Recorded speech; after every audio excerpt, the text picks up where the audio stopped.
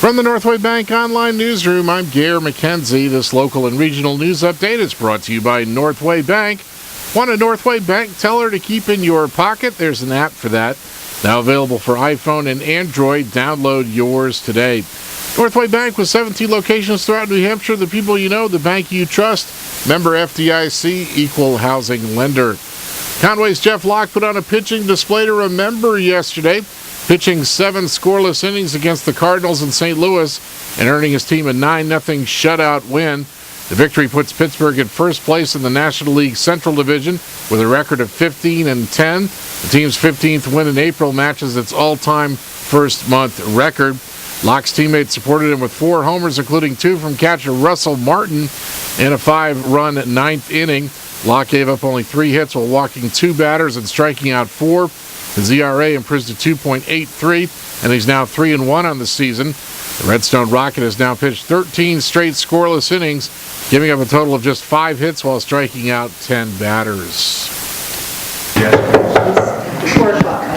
The first item on our agenda is election of officers. May I have nominations for the chair? Nominate one. Is there a second? I second it. Any other nominations? That being the case, Mark, I believe you have it.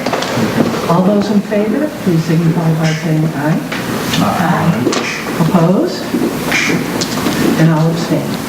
Well, thank you very much. I'll prove to you that you have well-placed your trust in this position.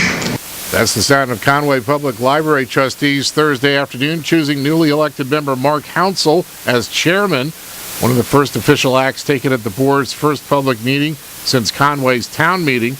Hounsell and William Marvel, the other newly elected board member who was voted in as treasurer Thursday, were outspoken critics last year of the board's restructuring plan that threatened the jobs of 4 longtime librarians and led to the eventual departure of library director Tara Thomas. A small audience of less than a dozen people observed the board's meeting Thursday, which mostly focused on procedural issues. A considerable amount of time at the meeting was spent discussing Marvel's request he be involved in the process and allowed access to meetings of the search committee for a new library director. That committee is made up of 1 friend of the library, 2 patrons, 2 staff members, and 2 trustees. The board voted to allow any trustee access to the committee's meetings, but not the authority to participate in them. Trustee and Search Committee co-chair Sarah Charles says 8 candidates are being seriously considered as replacements for Thomas.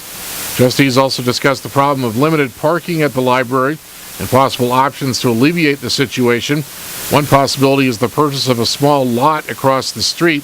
The trustees will ask Conway's Public Works Director to brief them on their options at their next meeting. Trustees also discussed whether longtime and trusted volunteers should be allowed access to personal information of patrons as they carry out their duties. And they discussed possible options to accept gifts in honor of a popular fly fisherman who's passed on. Council spoke about he would like the board to run. I want to be less managerial as a board, even though in the last few months it's had to be, and more policy. And let the paid staff do the thing. Board members are considering whether they want to run their meetings in accordance with Robert's Rules of Order. For more information about the library, see the website at conwaypubliclibrary.org or call 603-447-5552.